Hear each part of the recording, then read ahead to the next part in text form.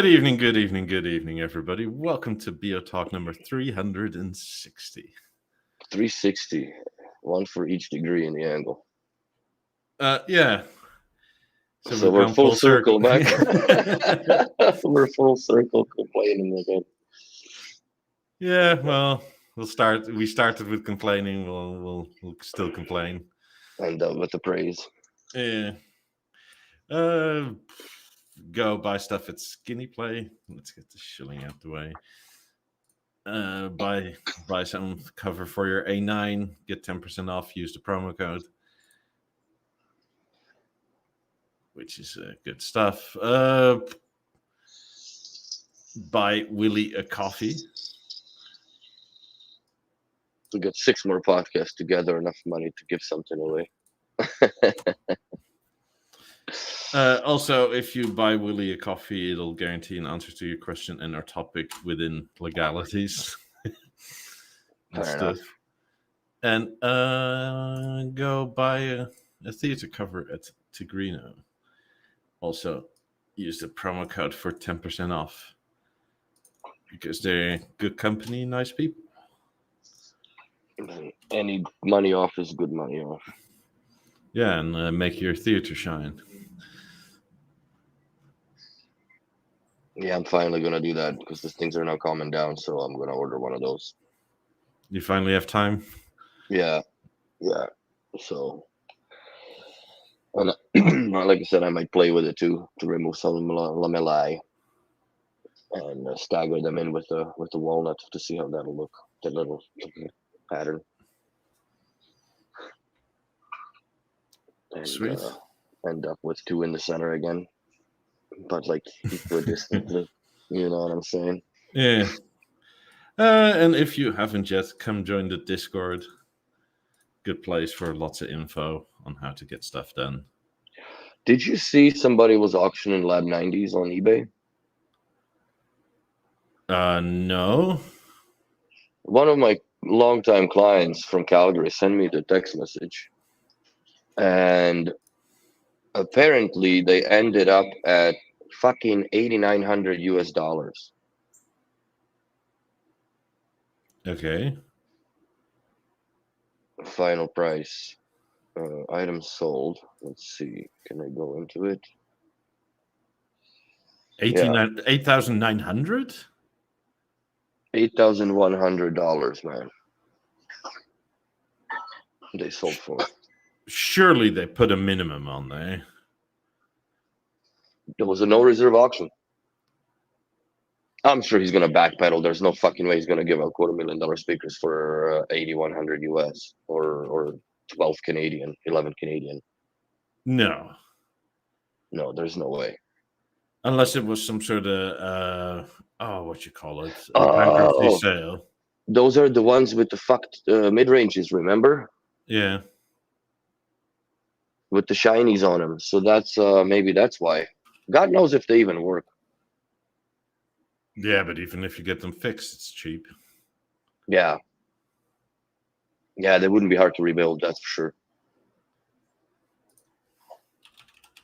Let's see. Quite honestly, I think the combined cost of covers and crowns is more than the combined cost of one service suitcase per speaker.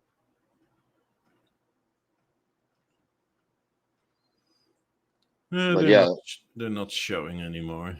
No, but they're sold. Item description. After sale of pair of Bang & Olufsen BeoLab speakers, the iconic flagship model released to commemorate the BeoNote 90th anniversary. These remarkable speakers are in pristine condition and represent a pinnacle of audio performance, craftsmanship, design, blah blah. Crafted with precision. So it's just nonsense about them. But it doesn't, like new, meticulously maintained and fully functional condition. Well, either somebody got a bargain or they got a bit of labor in a bargain.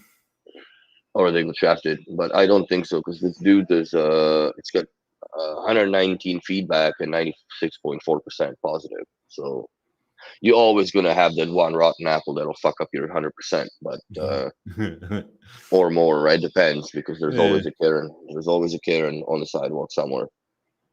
It's just a matter of time when you walk across. So, but yeah, that's insane.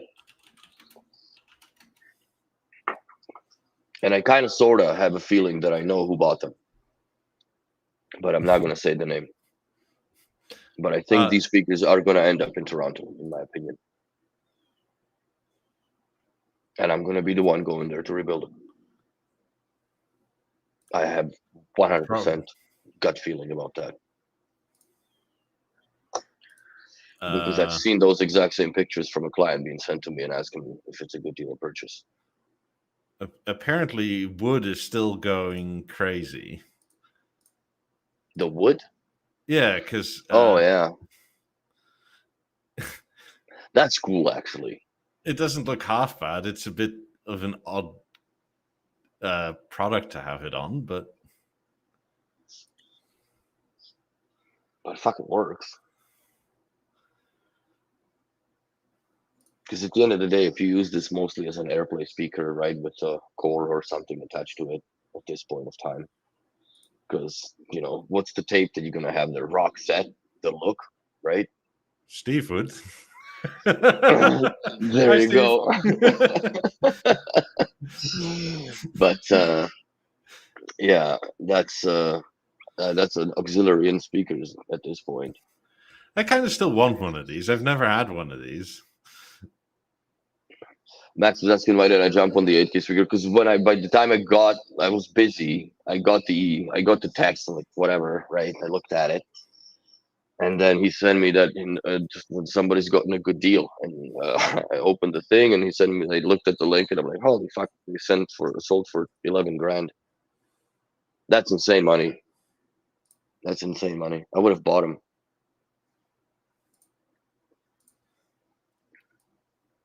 I would have bought them and probably went to pick them up in person wherever they were. Well, if they were in States, I'm fucked. But I could still ship him my boxes if he doesn't have boxes. Yeah. So it would have been. But anyways, that's all. Water under the bridge long time ago.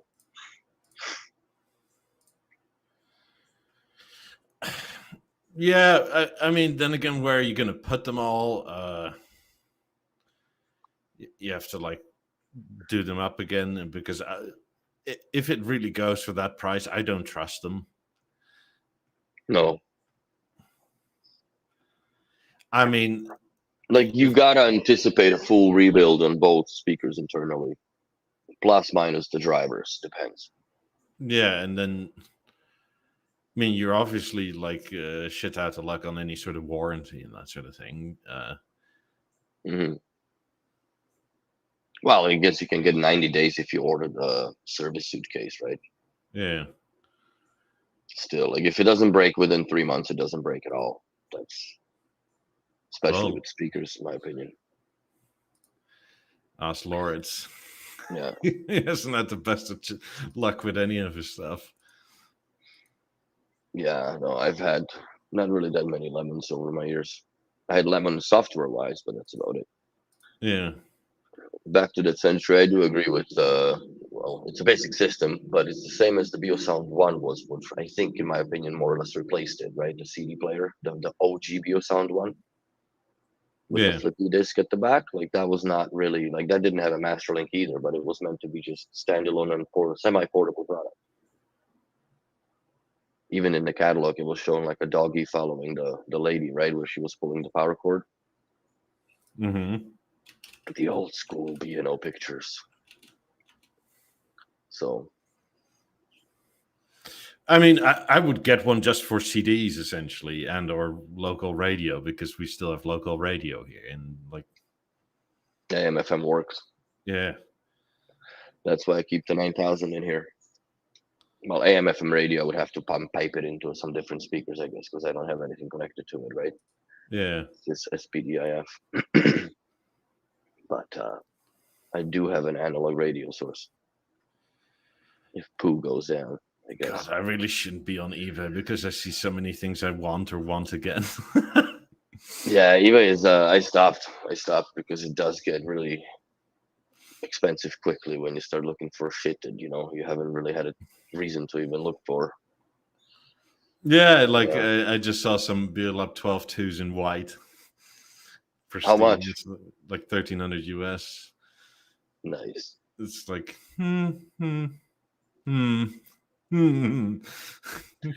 They're nice speakers. But they require room and well, it's not an elaborate installation, but you still got to run the cables through. Where I guess the newer stuff, you still got to run the cables through. Doesn't really make any difference, especially when you go PowerLink or DPO. Doesn't matter. Yeah, I mean, in that sense, like the 8s are a lot better because it's on its own sort of hub. So it's 28s, I guess. Yeah. I mean, Gerald says, and without BNO, they're all dead with messed up Wi-Fi from new router. I don't know what's going on there if your router kills it.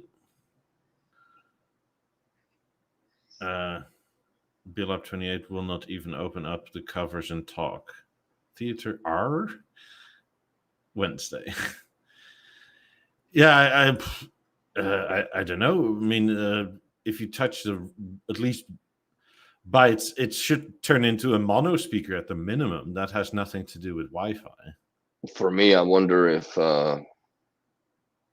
you set up this. Yes, you set up the same Wi-Fi password and username, I guess, or access point name, right? Mm. But is it the same IP? So if you used to have it on, let's say, 10.0.0.1, and now it's at 192.168.2. Or .4. Whatever .0.0.1, then none of your shit will work. You need to either reboot it, or I would at this point just reset the shit out of everything, because it's not to be disrespectful. It doesn't sound like you have much to do, right? Because if it's just 28, the theater, I guess the theater is a headache. Depends on how many speakers you have connected to it. But you can just hold the theater back and forth for 3 seconds. It'll go back to automatic Wi-Fi pairing mode, and you can just hop it onto the new Wi-Fi network. Unless it's hardwired. Also, I would suggest if you have your auto updates turned off, turn them back on, because we're far ahead in the software now, and it makes a big difference connectivity wise. Because I haven't had any issue on my theater.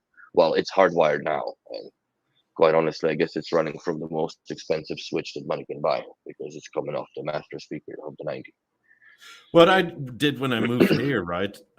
Most of what I did is I just took a long ass Ethernet cable, plugged it into the back of anything that was network related, hopped on it on the app through the hardline, and then changed Wi-Fi credentials.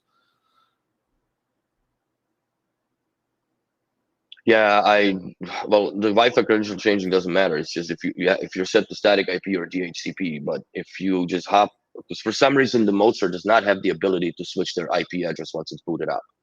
You have to restart it in order for it to grab another IP address. If it's sitting on the same SSID, then it used to, but the IP's changed.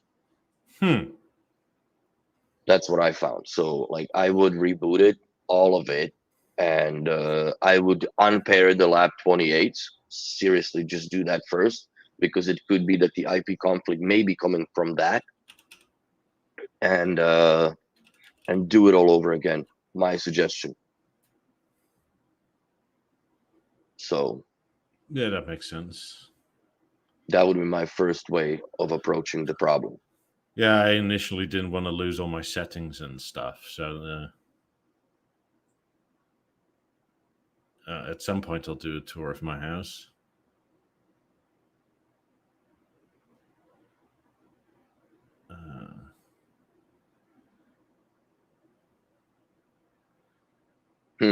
So you've already been up and down the ladder, I guess, so it seems. Then I think the problem could be in your router settings or your internet settings.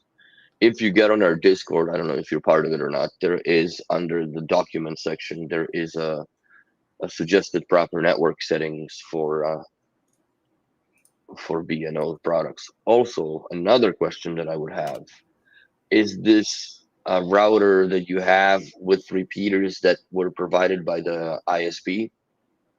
These little fucking bots, because those I had found they completely kill the interface within in the B&O.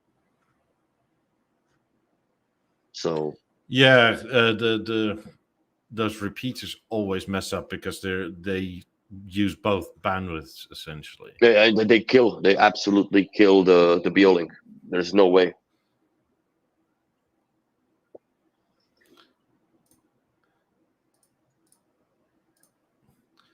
So, have you ever heard of BeoLab 50's Black Obsidian? that's probably an atelier that somebody backed out of the deal in the dealership, and they're like, fuck. Because Black Obsidian, I think it's one of the color samples. Now, if we go down 25, 30 podcasts ago, we can probably go and see, because I went through all the colors that was available at the time for the atelier. But isn't Black Obsidian the same finish as the Lab 28 for the BeoCenter 9000C? I don't remember. Could be. I saw that Obsidian thing somewhere that it just made sense. It did make sense for these, but yeah. I mean, must be mostly US only, but a lot of 50s for sale. This is just crazy. That isn't $25,000 for an M5. Are you out of your element, bro? Is he? Because did he pass away? Yeah, like January, February, something like that. Oh, okay. So now it's crazy.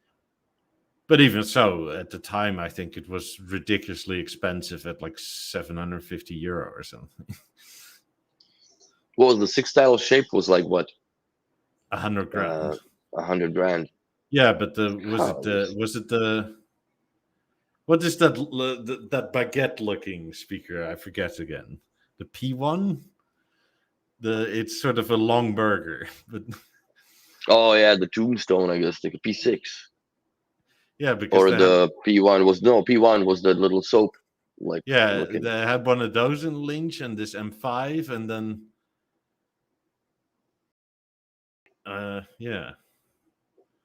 but those weren't that expensive. But this is a bit steep. Yeah, that's too much. That's whoever buys that, they got next level fuck you money, in my opinion. You're not buying it for sound. No. It probably will never even be plugged in. So lots of stuff coming out of the old shops in California, it seems. Well, I think B&O is reopening their own corporate stuff, so so they're just fucking them over. Pretty much, I guess. They just mowed their lawn and that's the end of it. Whatever there was, that was definitely being cut down to the bone. So I don't get involved in that politics and stuff. It's just what it is. Sad for California, but good for everybody. It's looking for a good deal now in the US. Yeah. These white fives are a bit more attainable Suspicious. At this price. Well, in Europe, this price would be high. Mm-hmm. That's US dollars we're looking at still, right? Yeah. So that's like what, 12 Canadian? Oh, there's the freaking Berluti. $8,600. Again, South Pasadena. This seems like it comes from somebody connected to the old shops again. Probably, most likely. Yeah.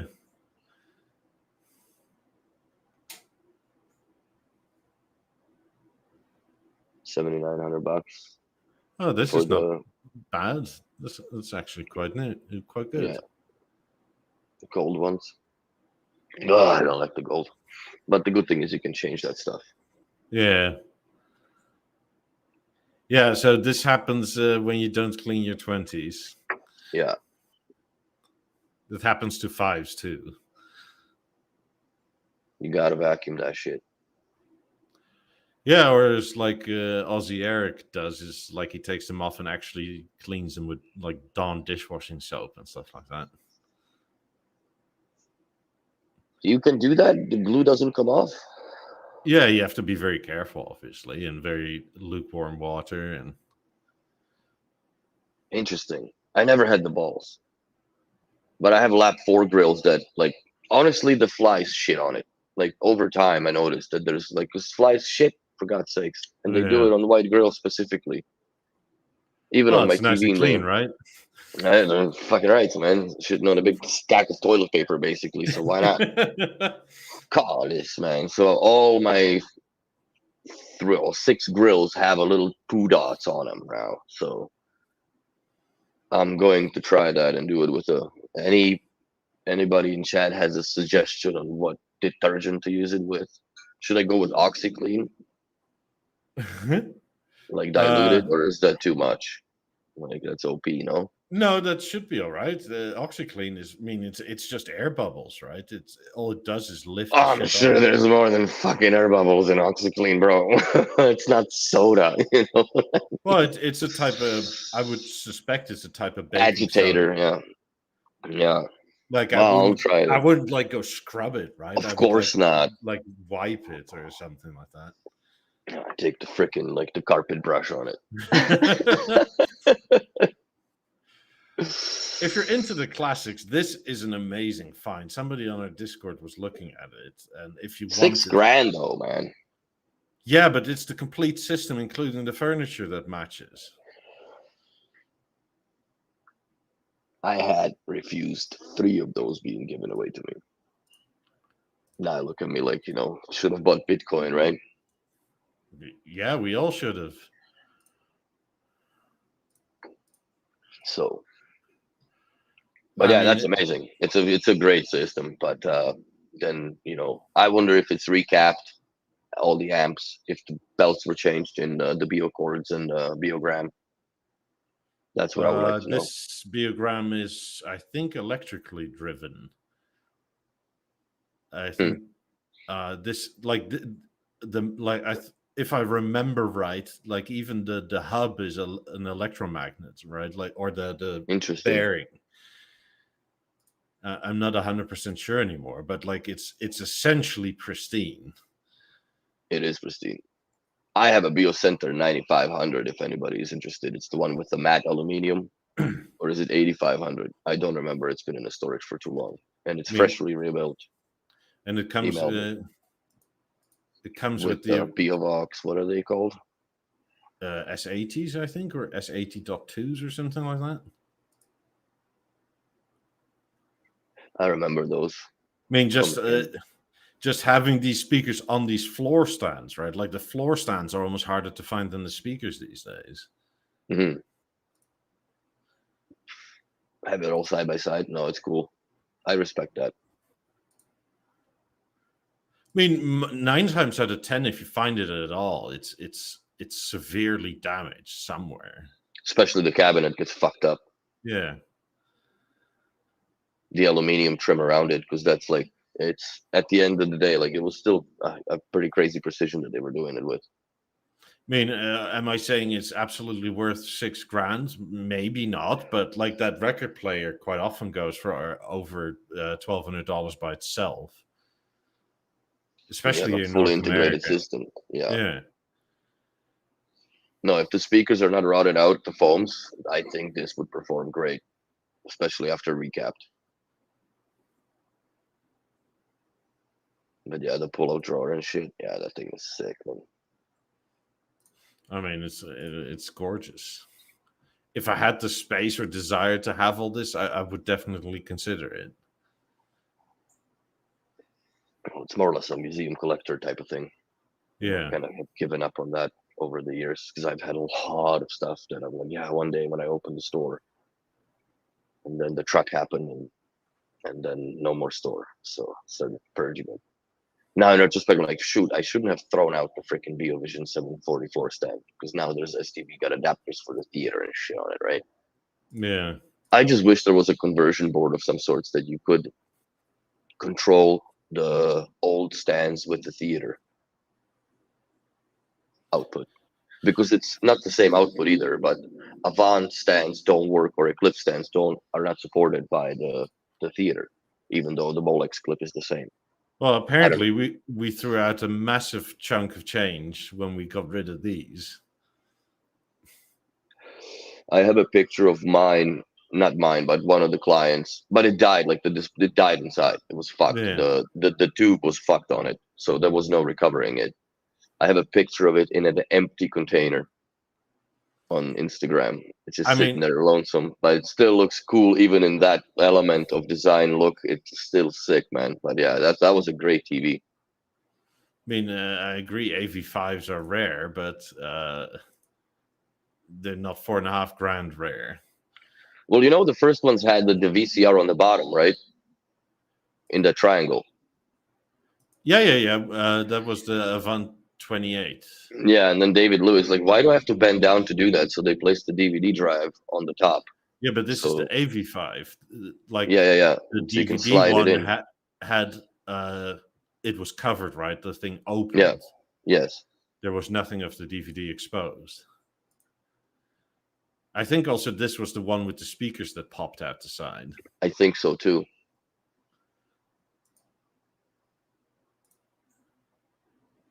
Remote is grubby, but still old school.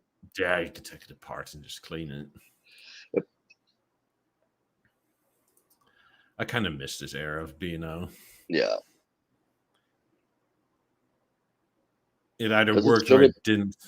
Yeah, does it show it turned on somewhere other than the menus? No. Like, see if the ears come out. No, they should have done that, really. The old school inputs. The BeoCenter too would be working with that, no problem. It does look like it's an American model as well, because TV and satellite. Satellite wasn't really a thing in Europe for a long time. No.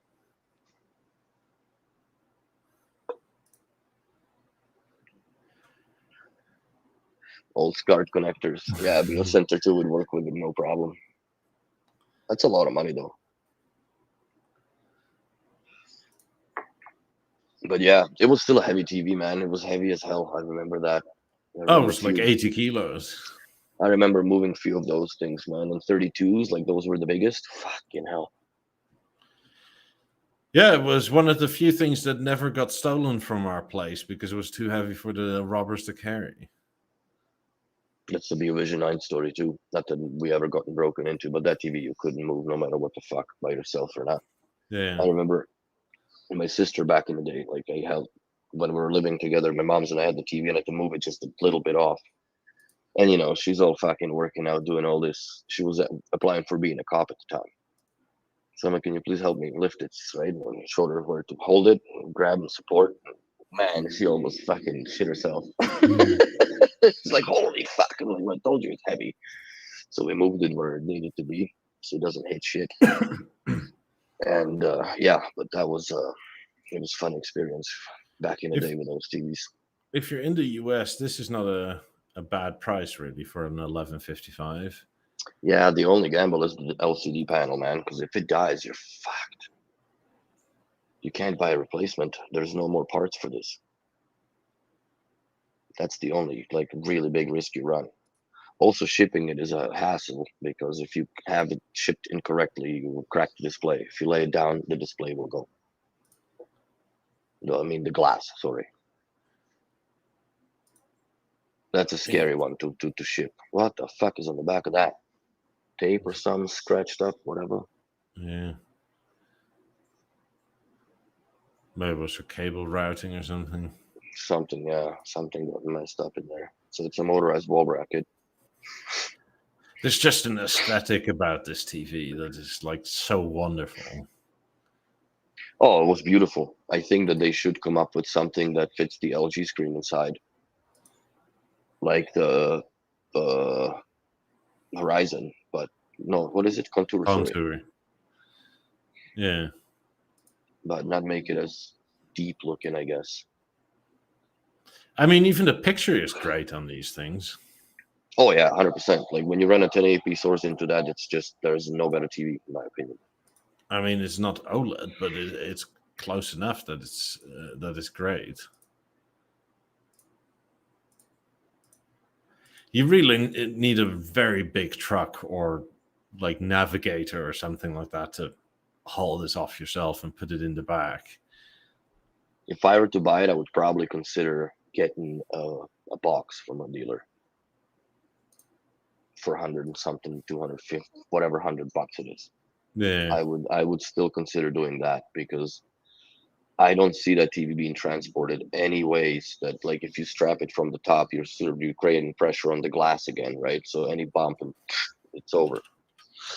So other than having it in the van, like an actual cube van per se, or something that is covered, that you slide it in standing upright, put in like at least 4 layers of moving blankets on the bottom of it, and then strap it around, but also put moving blankets around it so it still sits upright. Maybe put a plywood behind it so it doesn't bend the TV. That would be the only way that I would ship it without, or transport it without a box. Yeah, I mean, if it was Miami or Chicago or something, I would drive and pick it up, but California's a bit far. Yeah, that's a lot of drive, man. That's a lot of variables that you can see on the road that you got to dodge, or some sort of fucking things fly, whatever. Also, Right? California roads aren't exactly the best, and everything in between isn't exactly the best either. No, I don't think you've seen the I think the worst roads are here. They're starting to fix them for some reason, but it's still nowhere near. I mean, and then Texas, right? Like, you go from east to west in Texas, and you're like 12 hours in, and you're still in Texas. Like, that's like Ontario. Ontario was 2 days for me to cross. It was insane. And it's a single lane highway, 90 kilometers an hour. I've never counted more fucking highway cops in my life on the highway than there. Yeah, we don't do that stuff here. I've counted I driven there. It was 1.2 cop cars per hour on a highway. So it was 27 cops, and I drove for I think it was almost 16 hours, because I drove 8, slept in fucking, I think it's Thunder Bay or something, and drove another 8 to get to Quebec. Oui.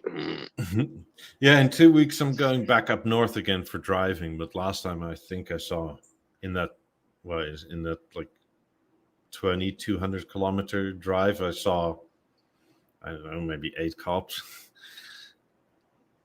Yeah, here it's especially on the Ontario side, because it's a single lane highway. There's a lot of deaths on that road because people just lose their shit, start passing, right? Sometimes you just miscalculate, poof. So I mean, maybe I've already checked that box once. I'm not doing it again. I'm not doing a retake, so I just take my time and I drive normally. And quite honestly, even when it comes to speed limits in Montreal, I think that if you speed in Montreal, you do not value your car, because the holes here are just ridiculous. It's not about going fast. It's about how fast you screw up your car. Maybe I should stop in Ohio for $2,800. Oh, they're 12-3s. Call this, dude. I would. Motherfucker, with the sub too. Oh, dude. Yeah, man, you should totally go for this. You should totally go for this. I mean, they look really good. They're not scratched in any way that I can see, but photos are photos to see them for real. But fucking hell, 12-3s, man. Call this. I love 12-3s. They're wicked, man. They are wicked. I mean, they look in decent shape. Even the sub too. That's a nice combo with that sub. I know that if Karim's watching, he's laughing right now or choking on a noodle when I say that shit, but whatever, man. I still like that subwoofer. It's I think it's just aesthetically very pleasing sub. I think the 12-3s are very aesthetically pleasing speakers. Yes, they are. They're very, very unique. You just hope he's got that fucking long Allen key for those little micro. I have one. Yeah, you do? Yeah. Shiitake mushrooms, dude. That's a good deal. See what you did. I'm browsing eBay now. Kareem says he still has a brand new pair for sale. There you go. But yeah. For 2,800 Canadian, right? No, but those are 12-2, I think. But 12-3s, dude, polished aluminium, sickening. That's very nice. Matt Marta says, my early production 28s are having issues. Right speaker will not play, and the curtains are intermittently working, mostly not. Bino says it's a power supply problem, local dealership replacing. If Bino says that, then it's probably that. I mean, yeah, with I guess the service tool that you can get into the speaker and get all the, like, once you get the blessing from the client to access fully, right? There is a lot of technical data you can pull out from there. Because my suspicion would be that, or the either top or bottom motor, depends, right? yeah. But it also could be just the power supply to both these motors. Which that the voltage is 3 volts instead of 5, right? That's it. And one's opens slower than the other, protection kicks in, and then they just don't. So that's very likely that that's what it is. And it's fairly easy, quote unquote, replacement, but it's still like the 28s are they're very peculiar to service because the way that they are assembled together to compress all these electronics into such a little tubular shape, the power supplies, the fucking WISA boards, the Mozart chip, the amplifier boards, and so on and so forth that goes in them, and all the cables to go to the tweeters and mid ranges. Like it's a very fun speaker to work on, quote unquote. Kareem, I know, but yeah, it's a very nice design, mechanically speaking. Yeah, an acquaintance of mine in Finland had 2 sets of 28s, and for some reason he ticked that box on at some point or during the install, and it was all working fine. And then he gets an email from his dealer like, "Hey, can I come by next week to change out your power supplies?" And he's like, "Why?" "Well, the software says something's wrong with them." Okay. Like he never experienced any failure, but he had something what sounds like a similar thing. It's like the very early ones may have had it a bit more often, but by that I mean sub 10%. But it's, I don't necessarily want to say it's a known thing because it's not that common. But I mean, after all, everything lives or dies with the power supply, right? That's it. But yeah, that's it. We haven't really seen that many issues. I had one 28 that came in with a seized bass driver or woofer, so that wasn't that big of a deal. It's a swap. Not a hammer. Change the thermistor on it on the back, and that's it, right? So you open it up and you spit shine the coil a bit, like that's it.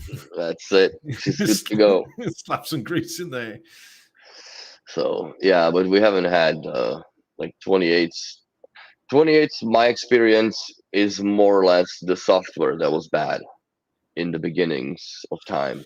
Where I don't. He says it pisses me off. Everybody's saying the power supplies need to be replaced. Why? If that solves everything. Yeah. And if they do it for free, then I don't understand. Like, yes, it's annoying, right? But yes, you would prefer it be a software fix, but then you would also hope that they can have the software fix in a week, right? So like something mechanical they can do quickly. Software for some reason takes for fucking ever. It does. I'd almost rather have like mechanical issues than software issues. Well, yeah, because it's a whole modular replacement and you're back online. That's just where it's at. Where if you have a cork in your system somehow that needs to be reported and blah blah blah and examined, and it takes sometimes months, in my opinion, to implement that solution, if they even roll it out in the forthcoming update to begin with. But I have to say I'm quite pleased with how so far everything works in the house. Like I was gone for 15, 16 days. Came in and I turned on the whole house with the A5 keychain, whatever it's called. Everything fired up. The only thing that didn't fire up was the Avant, which again because it goes to a deep sleep, so I don't mind that. Old school TVs, right? If they're not used for 2 weeks, they just completely shut down. So I mean, yes, it's not right, but they do have a fix for it, and they did figure it out. I don't think like this is not something that they like intentionally sent out knowing like, ooh, this is bad.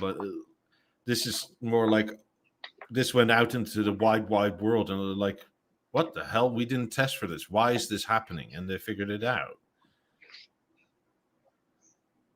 What are you talking about? The power supply, right? Like, yes, it should have been correct from the start. I agree, but could have been a bad batch too, man. You know what I mean? Yeah. I mean, and clearly they've been fine up until now, right? So I don't know, maybe the COVID just hit put it them how the hard, podcast started. This podcast started because you had a bad batch of boards in the fucking 50s and had a streak luck to fucking get them replaced with the same shit. Yeah. I had several bad pairs of 50s. So, and they blamed everything from your parents-in-law to fucking the size of shoe you wear. Like, yeah, including the internet I had and the provider and the TV company, because like the coaxial was wrong or something, and the cables, the power cords, the freaking yeah, bit. And none of that solved the problem till they swapped the speakers properly.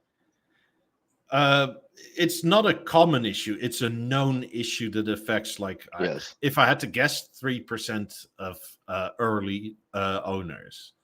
Mm-hmm. If you didn't have a local store, you have a global warranty. They would have to fly somebody out. Yes. Or arrange for somebody local to come and do it, even if you didn't have a store. I checked with this, right? Because I moved like so goddamn far. And it's still covered whether I bought it there or here. Like, it's global warranty.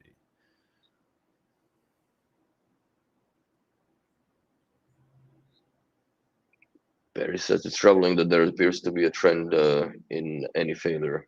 Yeah, it grades when it appears to be fixed under warranty, but the expense and inconvenience after warranty makes any problem more trouble. I kind of disagree and I agree, but at the end of the day, I think it comes down to where they source their boards. Like, you know, if they can, and whatever the supplier is and whatever their quality control is. And I think that it should fall more on B&O hands, because the quality control back in the day wasn't as good as it is now, in my opinion. Like, gone are the days when you open, let's say, a BeoVision 755 box and quality inspected by sign, pure, whatever, right? Yes. It's no longer like that. And that, I think that also comes down to the part level, where they don't test it the way that they used to test it. And that's the problem. They should test it more, or they should test all the boards. There's a certain standard. I'm sure that there's got to be a way that, you know, you have a jig that you just plug in and it all okays or not. But then is it the problem that over time that wear and tear goes to shit, right? But I think that's this, right? Like, because this is both the pro and the con of like microelectronics, right? It's not the wires anymore. Like, we're measuring in microscopics. What if, I don't know, let's say one of your traces needs to be 0.5 millimeter and it's 0.49 of a millimeter. And just that is enough to heat it up extra where it deteriorates. Exactly. So because these power supplies nowadays are not repairable. Yeah, these power supplies are mostly digital at this point. Yes. So it could very well be that like something digital just, I don't know, vibrated, it got the wrong voltage, or maybe it was. It only takes one faulty chip in that circuit. Yeah. In my opinion. I mean, it's not as easy anymore. I mean, I had early 28s and I never had any problem, but I also didn't have them all that long. Like everybody knows, I had shit 50s in the beginning when they just came out, and that was an ordeal, and that's how we got here on YouTube. So my experience with that wasn't exactly stellar. I mean, the whole reason of starting a YouTube was publicly complaining so something would fucking happen. And it did. This is what came out of it over those years. Yeah, and then I guess I was nice enough to buy another set of 50s from them. Because that was the original plan to begin with. But yeah, if you poisoned by the first batch, you're silly to buy a second, right? Till the Yeah. first one at least is fixed. I mean, even back then, right? My idea was like, I can buy 90s, Hmm. but I can also buy 2 sets of 50s when the 50s were out. And it's like, if I ever move, do I want to move to 90s? Even back then, even when prices were relatively affordable, because at that time, I think in euro anyway, they were asking like 70 for 90s. Which wasn't that tragic comparatively to now. Yeah, it's like 170 now. Shit. Yeah, exactly. And I mean, even at the places I was looking at to live, it was like I have an easier time placing 2 sets of 50s than I would have like placing 90s just out of the sheer size, right? And The sheer size really dictates even where you can live, because like, if I were to live somewhere closer downtown in these old homes, like, some of them I walked through, there's no fucking way I could put my 50 or 90s through here. There's no way. Even like if I were to dismantle them and take the crowns off so they're an inch less, no way. There is no way absolutely that you're able to carry that all the way up the stairs and turn. So yeah, that also dictates to you where you live. Like even here, I had to take the doors off the hinges just to get the fucking boxes in the apartment. yeah, I mean, the same in Utrecht, right? Like a lot of stuff is old. Like the doors are odd sizes often and small. Yeah. Like the apartment where I live, where I had the 50s at the time when I bought them. Like I'm not even sure I could have fit 90s in there. Like my dealer was the type of guy that would have come with a solution and a crane or something, right? Mm-hmm. And I had a big enough balcony that I could technically crane them up, but it would have been 5 stories up or something like that. Yeah, that gets expensive because you got to get a road closure permits and all this shit. No. There was like No? it was an old Oh. school building, so there was like an Oh. old playground in front, which you could Okay, get to. where you could do it. Okay. But then Yeah, it's like, still, if you ever want to move, you have to get that crane out again. you got to do the exact same thing the other way. Matt Martha says, not happy with BNO, have a theater, 28 8s and a 19 inch sucks. I think that your setup is the way you have it, probably acoustically is not ideal, that's for sure, because that should be sounding absolutely bollocks. Well, I understand being angry about the power supplies. It's your 8s are probably fine, and so is your 19, right? Like Yes. this is not a in any sense a known thing for 8s. 8s are pretty rock solid. Yeah, there wasn't really much that goes wrong with the 8s other than like during shipping in the first batches, that little knob that secures the aluminum base flips off. But I think what were we saying? Chip circuits and voltage save the 90s. Everyone should have a HQ line voltage and spike controller. I guarantee the voltage outside what the equipment wants. You're in risky air. Yeah, I have one at my home, like one of these surge protectors. Mm-hmm. I mean, I think it depends on where you live, right? Like Northern Europe has less of an issue with this, though Britain is Susceptible. Well, it's mostly the infrastructure grid that makes it that way, right? It's not bad, but they're so reliant on like outside power from like France and the Netherlands that it's sort of like, what are you doing? Means Sweden, Norway, there's so much hydro and whatnot that they don't really run into brownouts and that sort of thing. I mean, here in the US, for some reason, we do everything well except for power because it fluctuates like crazy everywhere. Here it's pretty stable, but there's outages way more than I've ever seen compared to when I lived in Alberta. Yeah, but part of the instability is all the building everywhere, right? Where like they just charge, they just put a whole new subdivision online. It's literally like clunk. That's right, and it just and not everything is switched off. Like everything just goes on, so it draws like crazy. Yeah, that's bad. But I when I was doing a factory tour for the 90s, like because everybody was asking, what power supply protection and stuff that you use to clean the power for the 90s. And I said it's not necessary because No. all that stuff is built in. Huge filters and stuff are built into the power supply itself. It's a big fucking board inside it with big caps. Like it's and if there's certain places you touch, then you probably will die from the discharge. Yeah. So I mean, on a it's lesser scale, that's also there for like 17s, 19, 8s, 28s. yes, those some of them I would run on a like a Panamax, a power bar type of thing that it does take the spikes. Yeah. But 90s not necessary, 50s not necessary. 18s, like they're fine. I don't think that really, like, I haven't seen really 18s. Like there's few times that I've seen 18s go, and in the amount that they have been sold at, it's very minimal, which is again a power supply or it's the WISA board that I've seen go that they lose over time. Yeah, but I think those are connected because when you're on WISA, it's always on. That's right.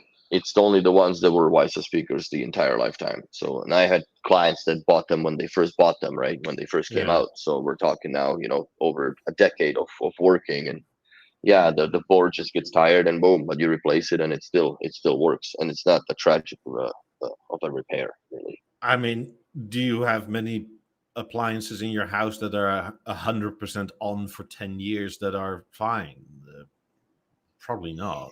Probably not. I don't think the stoves can nowadays last 10 years, especially with the fucking. There's a Bluetooth or a Wi-Fi chip in it. Why? For what? What Yeah. do I need that for? No sound in the rice. Yeah, I don't know, something went, but if they come and fix it, then they've done their duty. And yes, it's annoying, but I don't know, ask for a discount on something else. That too. Make it right for this inconvenience. It's always worked for me. Yeah, and if they want to keep you as a client, because they know that once it all works right, and we're willing to forget about the pain of it. I mean, just because something's expensive doesn't mean it will never ever go wrong, right? Like Ferraris are known to go wrong. And they're a lot of money. Yeah. Yeah. I mean, if you want a car that doesn't go wrong, buy a Porsche, right? But like everybody has one, so Yeah, there's a lot of Porsches here in Montreal. It's a Porsche city for sure. A lot of them. A lot of electric ones too. It's yeah. kind of like I understand it's got the kick, it's got the pickup, it's got the speed, but it doesn't have the growl. And, I don't hate maybe them, but inside. that they're much more like appliance than emotive evocation. Yeah, it's a grocery getter. I mean, even when it's fast, like it's amazing how fast, but it's 0 to jail in without any sound, right? It's kind of Hmm. Yeah, it's uneventful, but can be very eventful. Can be very eventful. But I mean, there's not a sentence you can say as quickly unless you're in certain countries that would land you in jail in the same amount of time. yeah,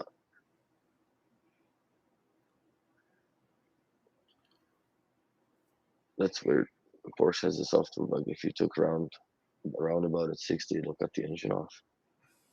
That's weird. And hope doesn't cut the power steering. Fuck. Because you would hate that. Like, again, expensive, right? But it doesn't mean it's fault free. So there you go.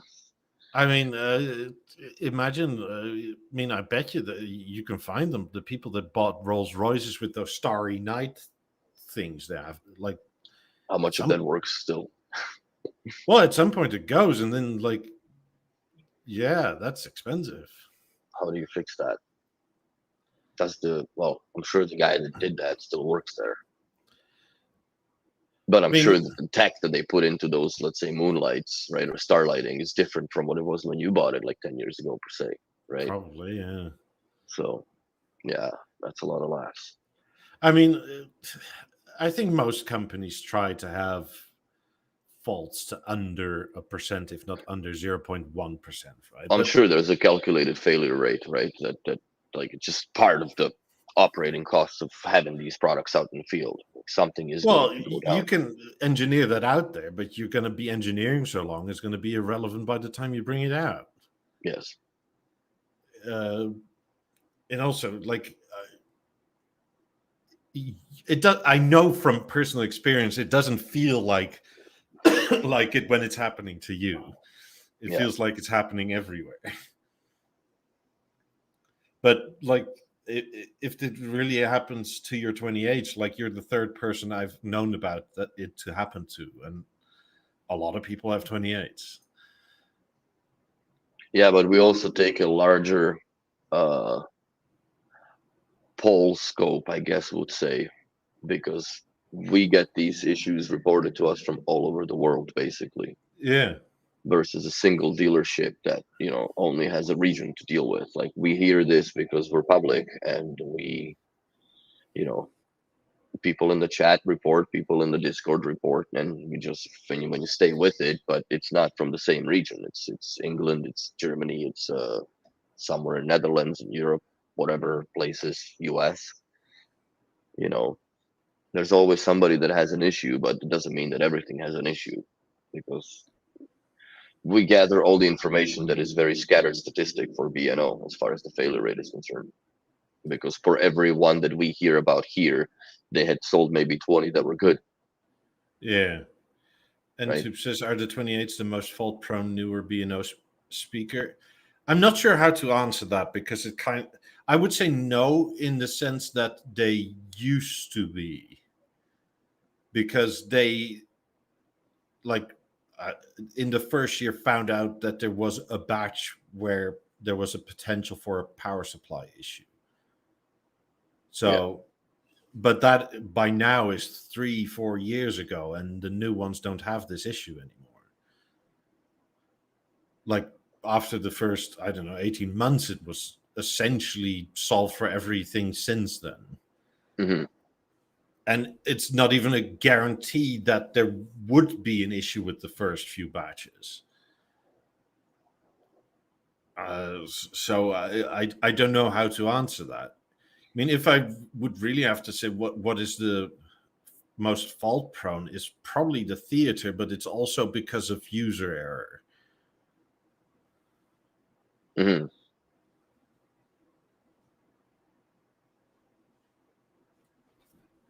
So, I mean, look at Lawrence, right? Like, he's on his third theater or something, and it's all port issues and that sort of thing. Mm-hmm. I mean, if we're looking at historical issues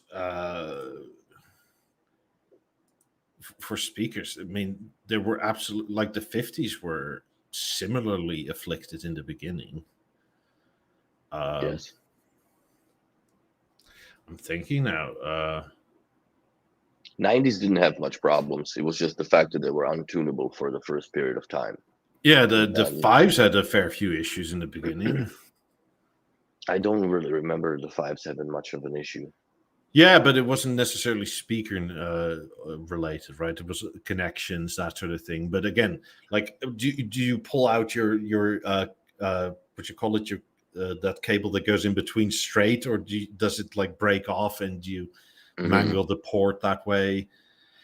Same for theater, right? Like, a lot of this, I think, is down to how it gets installed and the pressure that is on the cable. Because when you mount it up against the wall, you have to be, like, if you sort of go like room and it sits, okay, but that causes so much strain and pressure. I also, like, really highly recommend not using these, like, let's say 4.5 or 5 meter HDMIs that are thick as a fucking cement cable, right? Like, you know, these, I call them the cement mixer wires, because that bend, no matter how, you know, you seat it over time, it still creates micro pressure, but it's enough that at some point it'll break the port off of the actual board. Yeah. With heat and time and vibration, obviously, because there's a lot to be vibrated with inside the theater as far as the speakers are concerned. So, to put it this way, right? Like, if you buy a theater, I don't expect you to have any issues whatsoever. That like, not anymore. If you're buying a theater now, I think you're probably going to have a very, very good time. So I'm not saying, but we went through the pain. I mean, put it this way, right? If you want to buy a Ferrari, your salesman isn't going to say, well, there's known issues. That sometimes the Manatino for the thing comes off, right? Like, no, it's all perfect. We have Ferrari, that sort of nonsense, right? I really don't expect you to have any issues whatsoever. Essentially, just don't be rough with things. Yeah, that helps a lot, I guess. Yeah. I mean, put it in a different way, right? Like, I am very happy I didn't need my insurance to come by, because at one point, in my old place, right, I had to take the theater off the wall for the rattling on the wall bracket where you put the thingies in and then it's gone. Yeah. Anyway, I lost my footing a bit and I fell a bit backwards, and I saw that HDMI cable do this. Like, it came out at a 30-degree angle. Fuck. Yeah, still works. Nothing wrong with it. Yeah, they're pretty good from what I've seen, and also like that plastic where you snip them in, they definitely they can hold that wire, but still, like, yeah, the big thick cables I highly recommend not dealing with, because also they're very much of a bitch. Especially when you put on a closed wall bracket that comes with it, they're very hard to bend in. Depends, like, North American walls are a little more forgiving because you can cut out rectangle the size of a spout plate or regular plate, right? That you can just cover afterwards if that thing never gets removed. But in the concrete walls or old structures here in Montreal, then fucking forget it, man. Go with thin cables. It'll be way better, way easier. The chassis on the 5s are only an issue like 10 to 15 years in, really. So, like, yeah, is that bad design? I mean, how long do you suspect something like this would last, right? Like, but then again, like, do you consider that as buying your speaker that you're gonna send it for preventative maintenance and replace all the cooling pads from the ice modules to the heat sinks and shit? Like, no, that never happens. That happens when the ice power module dies, because it just overheated. yeah. And you replace it and you put the new cooling pad on it, and that's that. I mean, if you go 5 times, as in literally 5x past warranty before you need a repair on anything, is that bad? So, I mean, the general rule of thumb to me, anyway, would be, is if you make it past 6 months, it's going to last pretty much forever. yes. And forever is asterisked in sort of like 15 to 20, maybe 25 years. I mean, I rarely have issues with B&O, quite honestly. If it fails within 3 first months, man. That's it. And it's just a straight replacement and you're good to go. But, I mean, there's a shit ton of BeoLab 3s and 8000 still around, right, that have not been done anything to since they were new. Mm-hmm. Ed Wortham saw the video about adding BeoConnect core to the back of 9000. That's not possible because that part was only made for the BeoCenter 9000C, which are 200 units.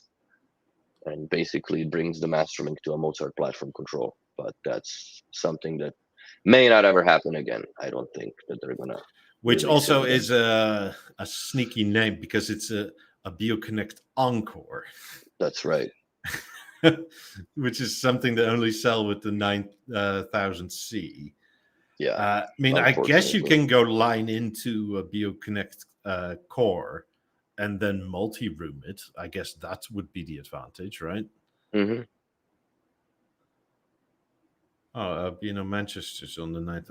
Yeah, I guess that's it. Like, you can, I don't know, multi-room your 9000 to everywhere.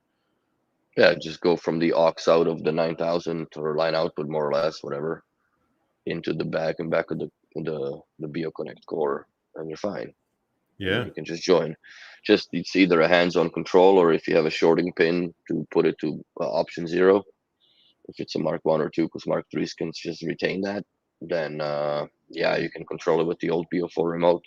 If you want to Except the save some volume. money, if you want to save some money, you can get the old core or you buy an M3. Because funnily enough, the M3 is essentially a BeoSound core on the inside with the speaker on it. Yeah, it's the cheapest one. Yeah. To do it.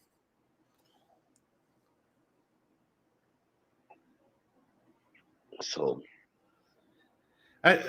Gerald, I think you need to get a new tech that if you have absolute evidence that stuff is wrong and your tech tests it and finds nothing, then I think your tech is bad. I think your tech just turns it on for a second. Yeah, it turns on, but that's it. He doesn't actually let it run its course. But that's just I don't know if I trust a person like that with it. But something's wrong, man. Something's wrong. Something doesn't add up. I mean, in general, right? Like most of my P&O has been fine, like totally fine. Yeah, I really have no issues other than the Avant falling off the network every now and then. I think it's the Wi-Fi chip that's going in it, or the antenna or something. It's just yeah, but that's the weird bit, right? That may also be your router putting stuff to sleep that's not doing anything. that fucker Vincent. Well, yeah, because you have one of these weird ass routers, right? That like you're stuck to because of your ISP. Yes, I in your haven't building. bothered with. Yeah, I haven't. No. I just haven't bothered setting up Ubiquiti stuff in here because I have the gateway, I have the access points, but I just I need to pull some cables here, and do I really want to do that, or just suffer with the? Because I can turn on the Avant and go to the menu and turn off the WAN and turn it back on, and then it just reconnects back, right? Yeah. But it's just that one TV that it goes to deep sleep. Sometimes it sucks because if it's in deep sleep in the morning, then it doesn't take the IR commands from the Beo time, so therefore it doesn't trigger the gateway. Therefore, my lights don't turn on while I wake up. First world problems. Maybe you should put your moment in there. No, moments in the hallway, so it takes the commands from the. Maybe you should put it in the hallway so you can get round the door with your IR command. I can put it. I could put an essence because I have an essence with a IR link eye on it, right? I could just stuff it somewhere under the bed and just have the link eye kind of sort of so it sees the alarm clock type of thing, and then have it trigger the commands without the Avant being off or online because it wouldn't care at that point. So yeah, I mean, I'm thinking now, like the worst Beano product I probably ever had was a BeoLab 12. Playmaker for me. I mean, when I had a Playmaker, it worked fine, which is weird because was one of the people to ever have a Playmaker that worked. Yeah, from that was like from the newer stuff. Yeah, the Playmaker was a somewhat of a disaster in some points, and it was also back in the day because no matter how much you want to realize, you're still rolling the dice with the entire world market of different ISP providers. Yeah. Your product can work seamlessly on your shit in Denmark with whatever you guys can get your hands on as far as testing, right? But that's just Denmark. You put it to Czech Republic, Slovakia, Hungary, Poland, fucking. And now you go to US, it's a completely different standard, right? And things start to drop off or whatever. So yeah, it's just out of all the things in the world, we agreed on the fucking Wi-Fi. It's funny, but it works now. But yeah, back in the day, that game was and also with the AirPlay on the Playmaker, it was shiitake mushrooms, but it was a good source, auxiliary source, if you had it hardwired into the back of the 9000, like network hardwired into the Playmaker. Like that was a good for AUX, so you can stream shit into it, and it was cool because that brought in the streaming services to old mastering systems throughout the house. Yeah, I mean, I'm thinking now we had to replace the tubes of our Avant 28 twice because stuff just went purple. Mm-hmm. Which was back in those days. Those tubes were provided by Philips, if I'm not mistaken, and they most likely yes. they were sold to last by B&O anyway. The sales pitch was that they would last at least 15 years, and ours were gone in under 3. So something wrong, maybe leakage. Yeah, but the second one as well, right? Like the next the repair TV had the same issue again in like a year and a half. So what was it at the end? I don't know. I don't remember. This is 25 years ago. It's a long time. That's when we switched to an Avant 32. The heavy son of a bastard. Yeah, but it had DVDs, right? So it was like getting into the digital age now. I remember reading about the DVDs when I was young. It's funny now you think about it. Like the technology came and went by, and now we're just not owning anything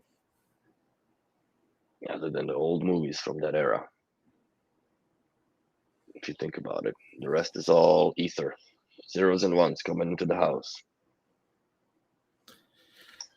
Yeah, like, I mean, the Playmaker was probably known as a bad product. The BeoLab 12 was fucking horrendous because it tried to do way too much. It was a Bluetooth speaker that you could stream to, but also have on your network, and you had 2 apps to control it. And the biggest under design was the bloody backdoor for the power cord. Yeah, that was way too. They should have put a shorter power cord into it, not 1.5 meters, or don't even consider doing that. But it was too much. I mean, the BeoSound 9000 needs repairing. No, it's just because there's a lot out there that you hear it. But if you have a good working one, they'll last you 10 years. It also heavily depends on how much you use them. That's right. Like if you play CD after CD after CD all day long every day, then you run into a service. Those laser mechs has, at the most, they have 5,500 hours on them of service. So after that, they start going, and the best way to find out if they're going is to put a burnt CD in. And if it doesn't pick it up, because the burnt CDs require a stronger laser output than the regular ones, or legit ones, I guess. So if it doesn't read the burnt CD, you know that your CD mechanism or laser mechanism is going away. So that's all I can tell you. Mechanically, if you keep the dust out, I think the best position mechanically is on a forced in or vertically.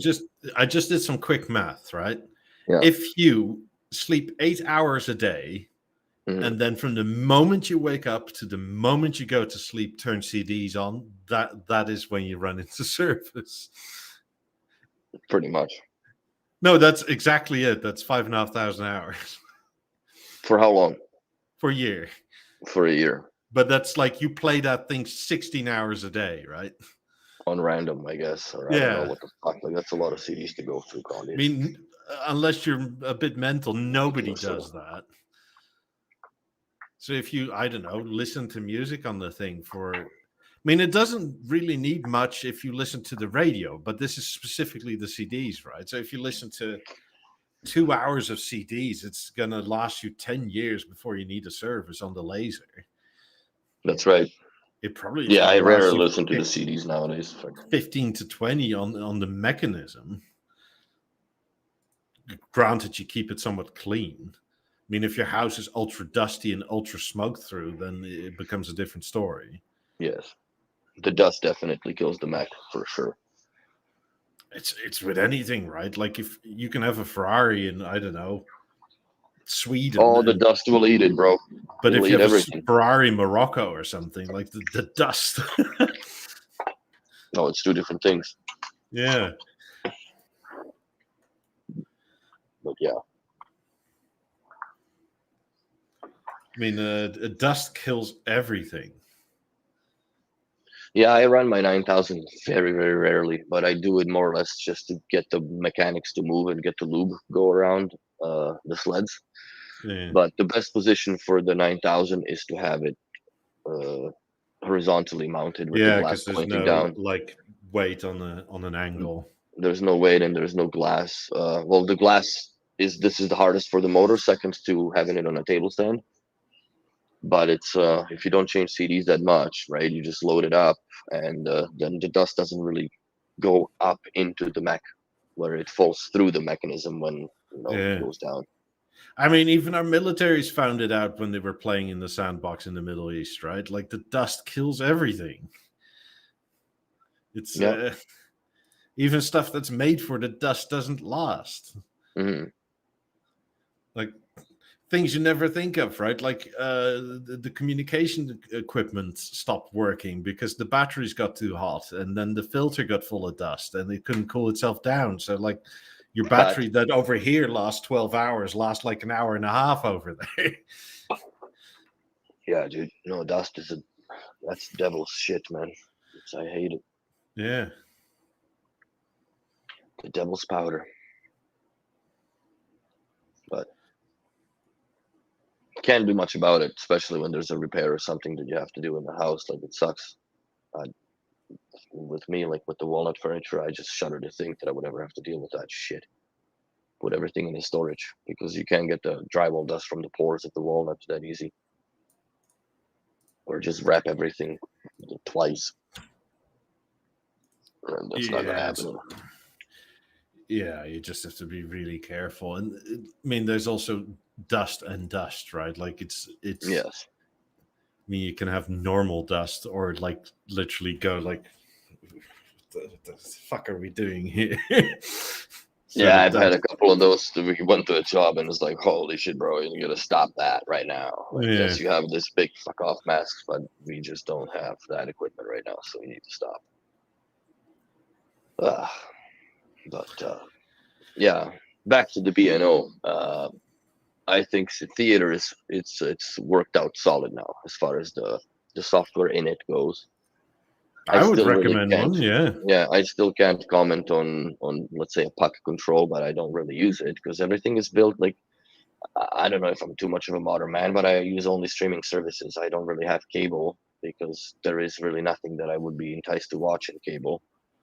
And if you want to get news, like, but if, like, for me, it just doesn't make any difference. Doesn't make sense, right? So all that stuff is built in the platform of the TV. You never really have any issues with it whatsoever. Everything just works. I mean, don't forget that if you want a puck code for something that doesn't exist, you can just email them and send them the remote, and they'll build you a puck table for it. Yeah, the best way is, I don't know if they would be keen on taking the remote control anymore, because I know that we had to, as a dealer, like, there's a whole questionnaire that you got to fill out before you submit the new IR codes to get implemented into the puck tool, because it's not like it used to be with the Avance where you can dump it on a USB stick and through the puck tool software you can just make poof and down, that's it. Which kind of sucks because like, there is no way to edit. Like, I had to edit a code for a client, so to make the Netflix via button on a keypad in a Lutron environment. So when you press Netflix, it goes through the gateway and it pushes I think it was a red command or red button right on the remote. After it was all turned on, and it just pulled up Netflix. Just little weird shit like that you got to do sometimes in order to make it happen for people. But that's no longer possible with the puck tool being restricted to server uploads only reviewed by B&O, so you can't really do your own thing with it. Kind of sucks. It's not a big deal, but I think you have to remember that not every installer is you. Yeah, I guess. I guess, yeah, because it's I go a little sometimes too far. I mean, there was probably a reason, right? That's because somebody messed up something so badly that they said, okay, this is done now. Well, yeah, for every sticker warning sticker, there's been a lawsuit, right? So for every nonsense that was taken out, somebody fucked it pretty good. Or they started unknowingly editing the pucks on the server instead of doing their copies in the puck tool itself. Yeah, and then saving it locally like I did. But yeah, you can F up stuff, I guess. So they just completely took it out.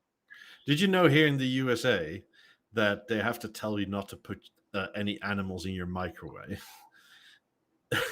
stuff I know like there was some that. dumb lady that tried to drive her cat. I believe that was a story back in the day. Yeah, from it. I mean, she read the manual. It said it didn't say you couldn't. So There you go. it's God, like, man, that's next level stupid.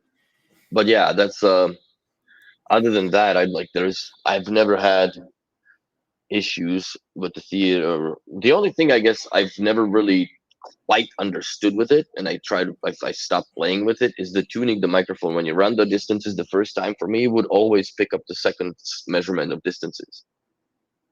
It wouldn't do just the, you know what I mean, when it says that you can move the microphone to a corner if you have too much or too little bass. So I was never really successful with it, so I just did it through the filters inside the 90s to fix this, because you can.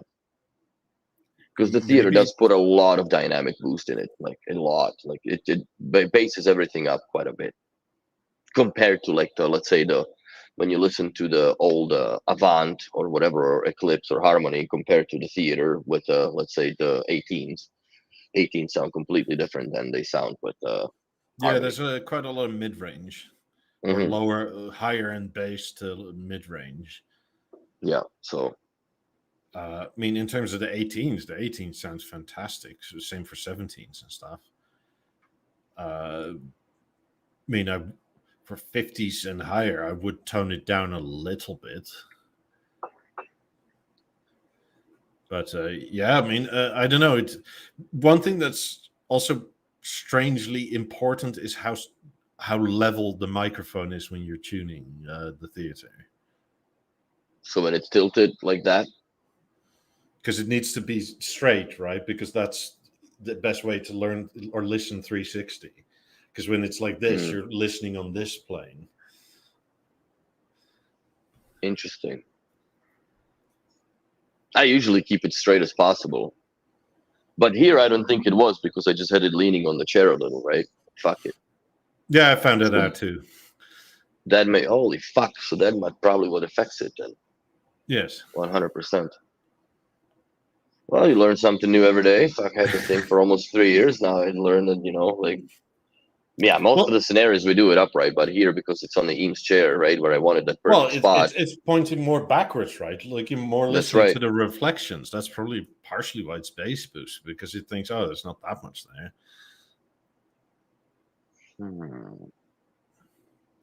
I mean, fuck around. If to be critical of them, right? I would say the microphone that originally came with the 50s and 90s would have been easier to have with the theater. Like I like that you have the built-in stand, but just it makes it so hard to like place it properly in many places. I very much agree. I very much agree with you on that. Like if I want to put it at my like ear level on my couch, I just can't. Like I have to keep the feet up and attach it to something. And it's too thin for a bloody the pinch for the microphone stand, right? Because Yes. it's just not made for that. Like, you gotta pad it up or something. No, that's a very valid point. So I'm gonna rerun my room calibration then. See, and also the thing is, like, how do you just move this over? How do you center it upright here, right? Like, how do you make this go up like this? Like, I'd have to, because the microphone would be this deep Yeah. somewhere, right? So I have to put it on a tripod or a mic stand holder and do it that way. Yeah, that's what I try to do. I have one of these camera tripods, and I sometimes just tape it to that. Well, I have the camera, not the camera. I have the microphone stand that I bought there specifically for the 90s when I got them, right? Because I'm gonna sit there, fucking. There's no way you can hold it in your hand precisely enough for 9 minutes. No, also So, you're not supposed to touch it because that's that right. changes the vibrations in the microphone body for which it's Tuned for, yeah. and it probably will pick up your pulse. Yeah. So I'm gonna probably retune my theater then and just see. First, we need to get rid of the stuff, because we're still packing and unpacking, and it's not a disaster, but it's getting there. You know what I mean? Yeah, yeah. I mean, how important is it that it's perfectly level? Probably not enormously for normal Yeah, speakers, but if but it's like this on that, yeah, then but yeah. it's sort of best practices, right? Hmm. Like you wouldn't tune your speakers if you're sitting with your back to them. Like, No, but to me, it's also like, couldn't that, since you have that little instruction guide and manual there, you should have had that written on the microphone. Keep upright. That's all that need to be said there. Like, I understand that you assume that everybody's got a flat base of something that you sit the shit on, right? And it's flat and upright, but like you normally don't do that, because if you're tuning, your natural assumption would be that you should have some sort of a telescopic capability on those legs, because most of the stuff is going to be tuned and on or around sofas and chairs. yeah, Very rarely that I had tuned the systems. Few that have motorized wall brackets that I've done it with, where we tuned it in the dining room when the fucking thing opens all the way and it sends the sound further than where the sofa was. yeah, That's the only time that we had a use case for that. But yeah, and then it stood upright properly, measured properly. But on the sofa, like sometimes the microphone leans because the sofa, every sofa's different. People have their sitting holes in them. yeah. I mean, I have a somewhat fortuitous couch for that, because like the backrest is modular, right? So I can push it Mhm. way back, and then in the normal seating position, I can set it down. And then if I want it in the position I sit when when the thing is back, I can push it forward, put it behind the couch. It still comes over just enough, and just put one like step stool behind it and measure it that To way. measure it that way. Fuck. No, I'm gonna do that. I just need to get more like foam things so I can clamp it properly and then just leave it there and do it. Do the sweep. Well, you can also just, if you keep the feet up, right, you can just That's exactly how I'm gonna do it. yeah, tape one of the feet to one of the things. I'll Because just that's clamp the mic, but yeah, you got a what. point there. Maybe I'll do like rubber band or something under my Yeah, girlfriend's here. I I mean, got I some just use painter's tape. savage. But yeah, I'm gonna retune it. If you say that that's what it makes complete sense now what you're saying, because like when I tune the 90s, I always have the microphone upright. Like I make sure that it's not tilted in any way, shape, or form. Yeah, same applies to the theater mic, even though it's harder to do. That's good news. Good to know. So somebody can timestamp that at 1:31 hour. The very important piece of information has been divulged. I mean, again, how much does it matter? I don't know, but you Well, but it probably, matters for the 90s, though, man. yeah, Honestly, but it's for probably speakers you of get that size, an 20s, I extra think also. an extra few percent out of it. Yeah, but that's like it's not chasing the dragon, right? Like you put a colder intake in your car and get 3 more horsepower and shit. But Yeah, if that's like a laborious job more or less per se, compared to just fucking taking the microphone out and tilt it upright and run the shit again, and you get proper compensation of the room. Maybe I'll play with it because then it's out already. The grill's off, the fucking thing's plugged in, right? God is, so I can just move it about. yeah. I mean, I still wonder if the mic design was. I wouldn't have been surprised if they wanted to keep the same mic as the 50s and 90s, but the manufacturer stopped making them. Mm. So I wonder, how does the 90s know when you're using the theater mic? By the Is that algorithm programmed into the last software update on the 90s, or how does that know? No, I think essentially they made a mic to the similar Spec. response spec. And it's probably very, very close, but it's probably not identical. Hmm. No, I'm glad I got the welcome package back in the day. Yeah, I didn't, but I'm glad I got to snag one of the old mics. Because it's Yeah, just, dude, I mean, even for the it's so 50s, much like for the easier. 50s, I run into the same issue, right? Because the tripod thing, yes, it's nice, but it's so hard to place in the correct position. And for 50s and 90s, it matters if you're like 10 centimeters out or not. Oh, 100%, especially on the narrow position. I mean, and if you go by, was it the what is that YouTube channel called again that they still have that they don't do anything with anymore? Like, where Jeff goes over how you're supposed to do it with the 90s, right? Or 50s with the measuring. Oh, yeah. Their BNO channel. Yeah, because you're supposed to do it like, you're supposed to make a virtual box around your head, like high, low, middle, in the middle height, right? Yes. And he has that whole like arm thing. Like, but how are you supposed to do that with the tripod mic? You just can't. No. You can make a virtual box on a singular plane like that. Yeah, because it depends where you are. And if you are going to tune for that, then you have to remove the chair from that element, right? So it doesn't block the microphone. Yeah, but then you lose the accuracy of the chair being there, right? Because depending on what like type of chair it is, it makes a difference. I mean, most chairs are probably fine, but like, but if leather is more reflective acoustically than soft fabric. Yeah, or if it's a lazy boy chair, right? Like that absorbs so much. Yes. Like, so yeah, it's they should make a shorter version of that theater microphone for sure. Yeah, it has to come out, in my opinion, some way somehow, because it's I guess when you come to these accuracy nonsenses, like, is it really realistically implementable? Maybe 5% of the installations that have that capability of recognizing the sound, right?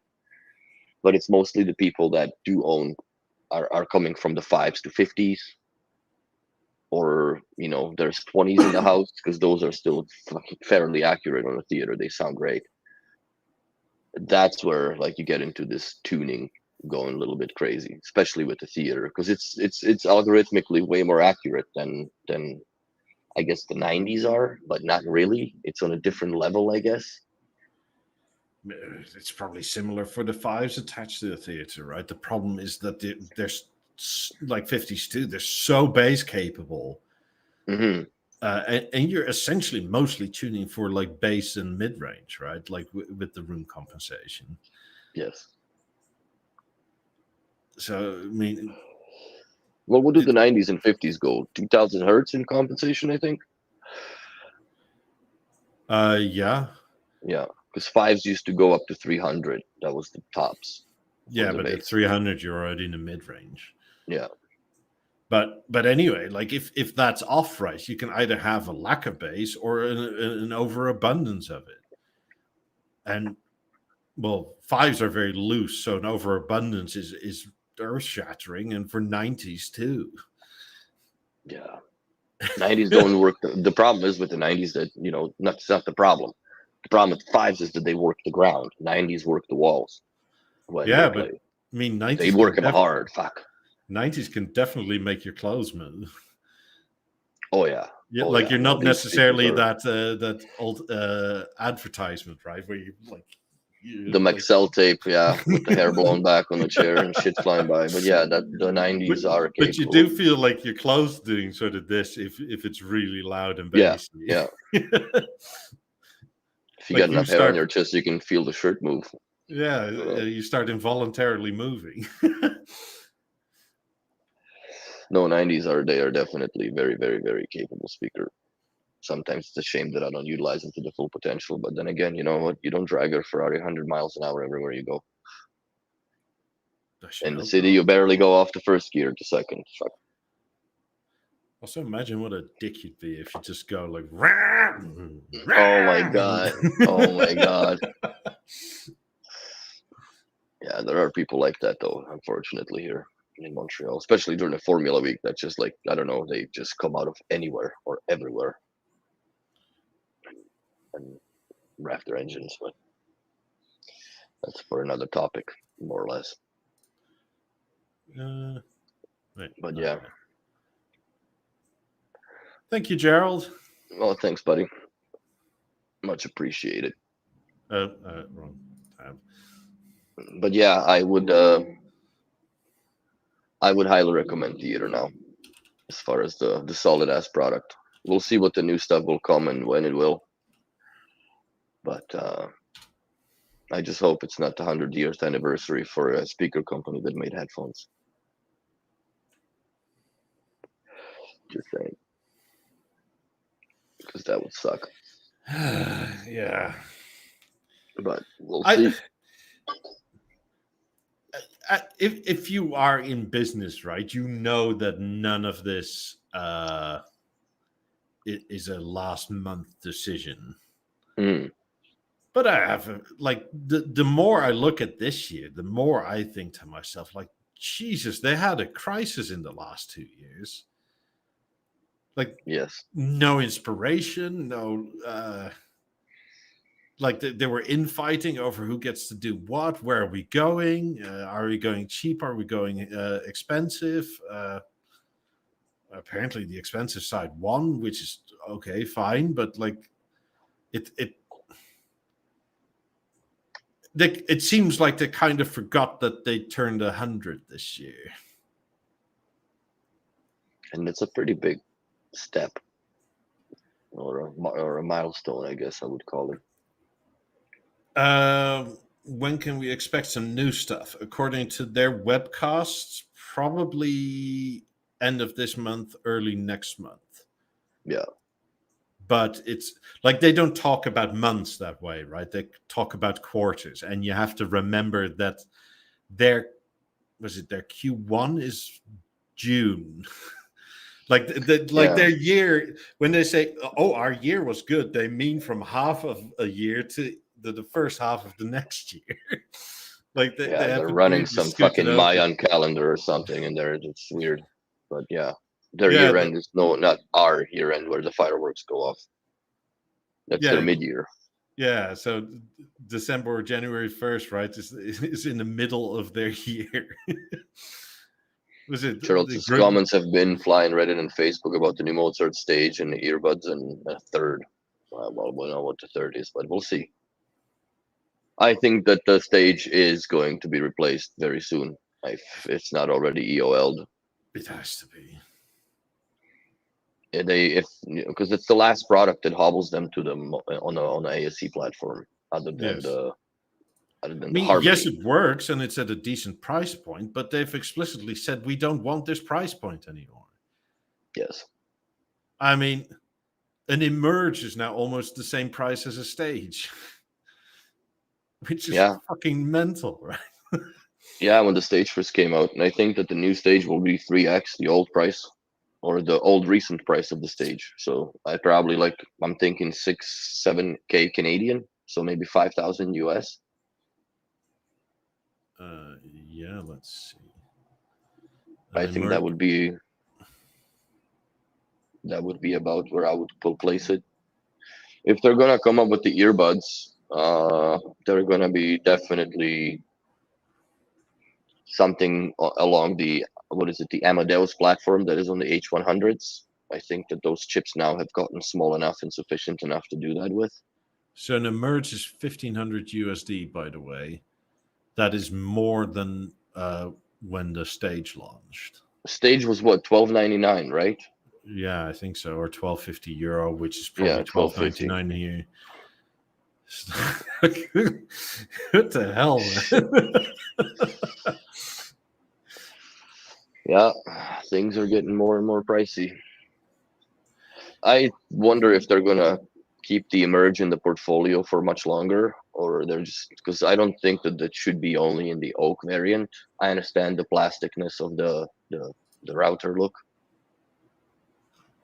but I think they should introduce it in a walnut per se, or something like smoked oak, something darker.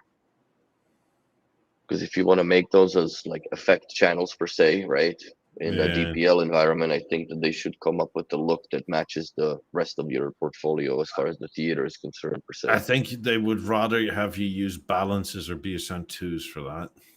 Yeah. Also, it really brings down the theater. Right? Yeah, but it really brings the theater down when you put the Emerges in it. Like acoustically, just the center channel goes, I think, 2.5 decibels minus. just to match the 0 and the emerge. So yeah, the 90s get choked off. It's not really even worth it. But it's a good speaker.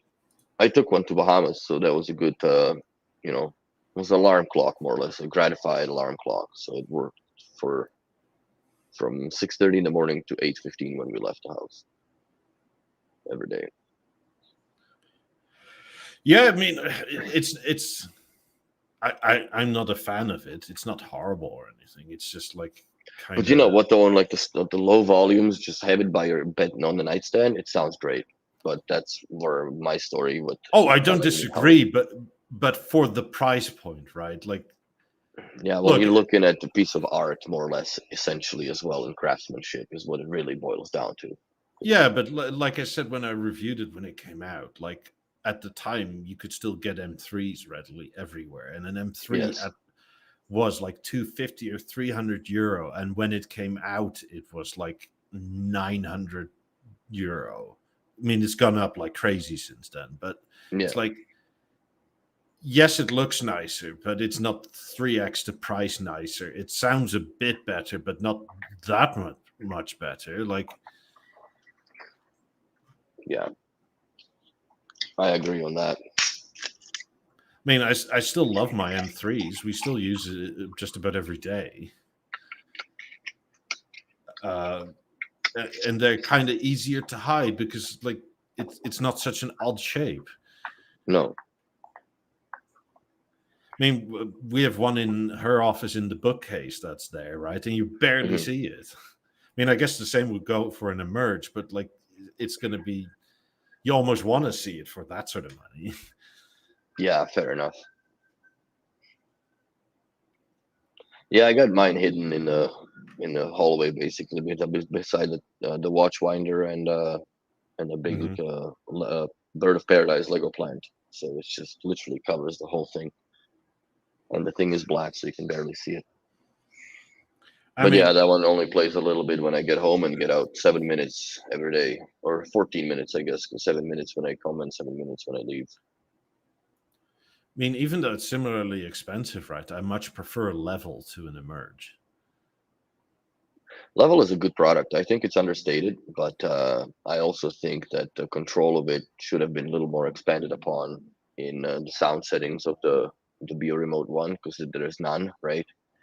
Like, those things should have been corrected in it. Like, other than that, it's a great product, especially like the non-GBA side of it. I still have the GBA because I got on the bandwagon first. I don't know if I could ever make it a non-GBA, like if it's a board replacement complete with the Mozart chip. Lobotomize it. Fucking son of a Stick a bastard. needle up its nose and hammer.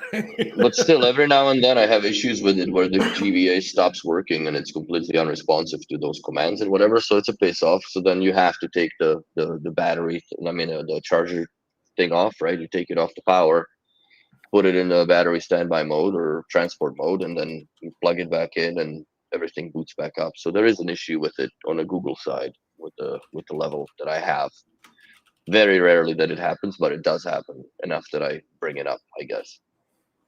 But other than that, it's a very elegant bathroom speaker to me. Like, it looks cool in there, and it works. It works perfectly. And in my Lego room, I have the S8 sub with the V132 on a B&O cabinet, just cladded with Lego everywhere. So that doesn't really get used much because it's a disaster right now. But once we pack everything and sort through stuff, it's going to be a free room. I mean, speaking of bias, right? Like Gerald says, he's biased towards stereo separation. Bias is like, I have one bias that, in terms of sound, right, makes no sense. I much prefer the BeoSound 2 over the Balance, and the Balance is in essentially every way a better speaker. Yes. And the BeoSound 2 is more expensive, but I still prefer it. It presents itself nicely. I mean, but also in the non-technical or analytical way of sound, I prefer its sound as well. Like, to me, it's that airiness of the top tweeter. It just has a nicer sound to me, even though on a technical level, it's not as good. Also, in terms of power, it's nowhere near as good as a balance. Like the balance doesn't sound bad in any way, shape, or form. No. And it's cheaper, and you can do better, like DPLing with it for the theater and that sort of thing. Like it has bass for days, but I still prefer a BeoSound 2. Yeah, it's the elegance of it. It's the same thing with the BeoSound 1. I barely use it. It's a speaker that sits here, and it's a source for the Avant as far as the net radio and or B&O radio and Deezer is.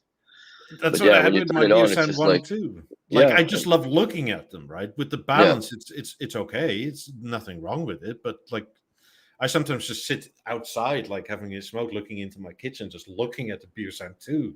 Like the door is shut, right? It could be on or off. yeah. I wouldn't even know. But it's It just looks nice to pretty. look at. It just looks very pretty. Yeah. The balance to me has that Muto design, right? The that furniture or the pottery they make. So it's a very subdued speaker, but I guess that's what the design of it was meant to be, I guess.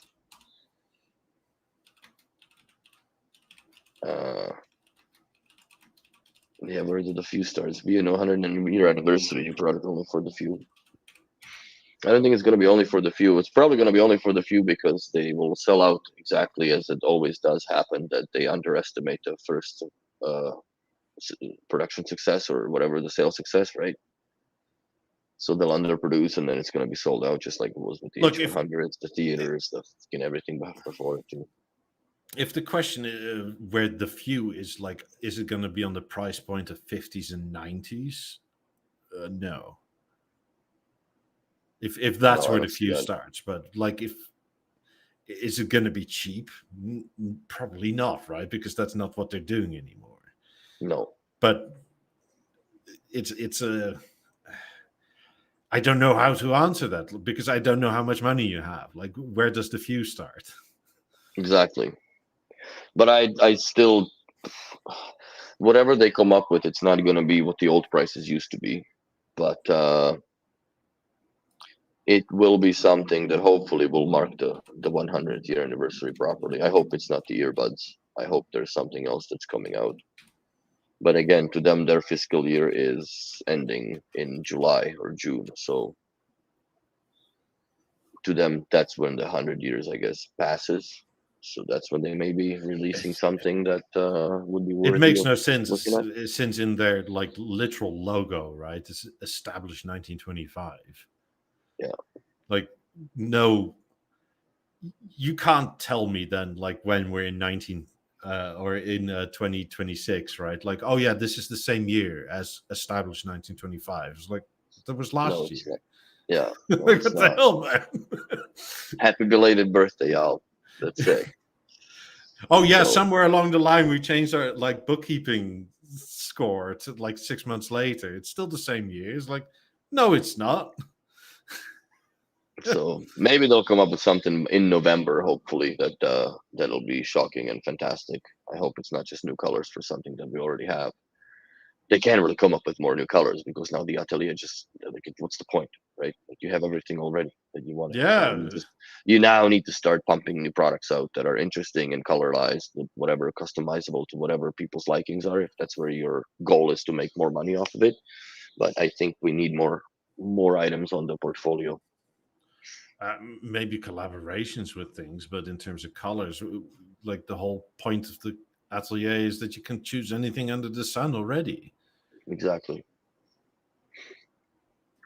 And I think that they definitely need to come up with something that is between, or something that replaces the 18s and also the 19. The subwoofer has to come out, man. Yeah. Gerald says, I guess the few are like those I bought 28s 19 from apartments next to the Thames at 500 grand and 5 million were cleared out 450s, 218s, BeoSound 2 and 19. So that's 3, I guess. Yeah. So the thing is, right, like if it's for, again, first of all, I am a B&O sycophant, right? But not everything they make is gold. No. And yes, I have like H100s, and they're very good, but I'm not that much of a headphone person. Yeah, that's more of a personal preference, I guess, too. Like, I'm not like, the only time you see me on the headphones is on this podcast. They go right into the bag after they're charged, and I move on to my life. I use EXs a lot. I use the earpods every now and then, mostly for phone calls, because I don't like to carry my phone around my hand. I mean, I'm more of an earbud person than headphones. Also, like headphones for like 6 months out of the year don't work here because it's too goddamn warm out here. Yes. Like you literally wipe like the sweat of the inside of the cup away with how hot it is here. So look at a few podcasts ago when I was in Bahamas. Like, try to survive that with the headphones on your head. It's not fun, right? Plus, I missed the haircut, so I was like freaking with this bare bash hair, and fucking hell, man, it was hot. Like, it's not. I would have more preferred the earbuds, but I know that the sound quality of the microphone wouldn't be as good as on the portals per se. But still, man, like, it's not something you can wear in a very, very hot weather. I mean, I wear them sometimes in winter here because, like, it actually sort of keeps your ears warm. Yeah, but it's not cold to the point that it's needed, but it's not unpleasant, so to say. And see, I have the same, but I have that worry that, like, do I walk around with the headphones at -32 to keep my ears warm? What the fuck does it do to the battery and everything else? Like, that's damaging the product for sure when it's that cold out here. Yeah, it's not that cold out here to begin with. Like, so you don't have that cold, Like, you don't really in see Celsius, the snow. when it's like really cold, it's like 5 Celsius, right? Not so that's not that bad. It's just regular 5. I mean, I never wear these, so I don't know if, like, how much would the battery life would get affected at -30 Celsius in walking around. So apparently, like 4 or 5 years ago, it snowed around Christmas, January time for like 2 days. But I wasn't here at the time, right? But it's such a like unusual that it doesn't really happen. Yeah, but I'm not a big headphones user, so to me, earbuds. If they come out with an earbuds, they're gonna be more or less on an obscene price point at this point, because they can't just go with something cheaper than E11s, I guess. So, how good they're gonna be. They're gonna be off the hook. I'm sure. I'm certain of it. They're gonna be off the hook. But is it gonna be off the hook with the wallet? Not sure about that.